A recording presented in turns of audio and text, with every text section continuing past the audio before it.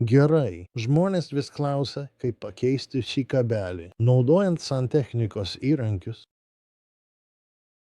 Aš turiu visą krūvą jų, krūvą tokių ir kapinėse. Taigi, tai tikrai paprasta.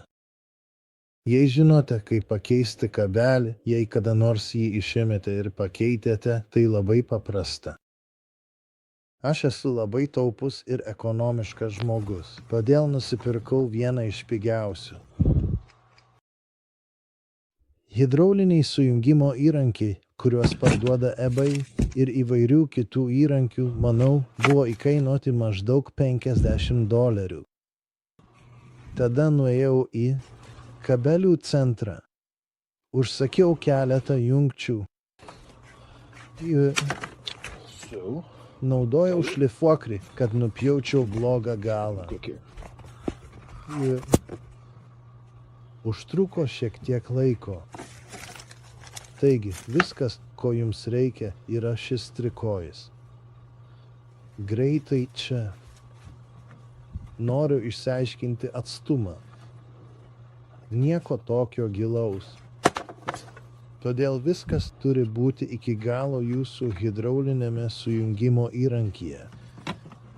Įstumkite tą dalyką ten. Ir viskas buvo atlikta labai kruopščiai.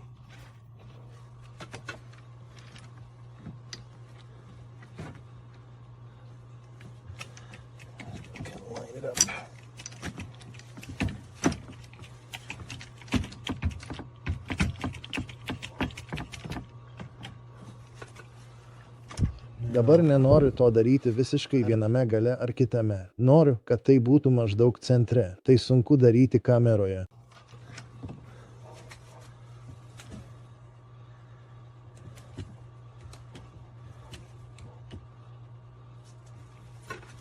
Taigi, šiuo metu turiu tai beveik ten, kur noriu. Ne visiškai vienoje pusėje ar kitoje. Tada tiesiog sujungiate.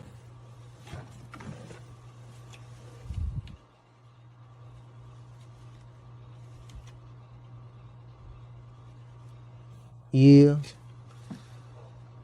aukštyn.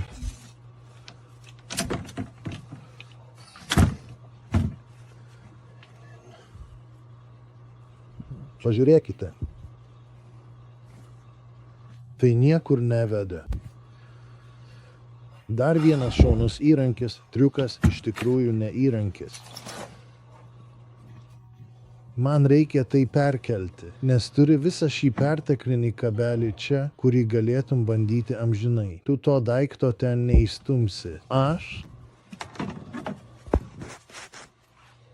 ketinu.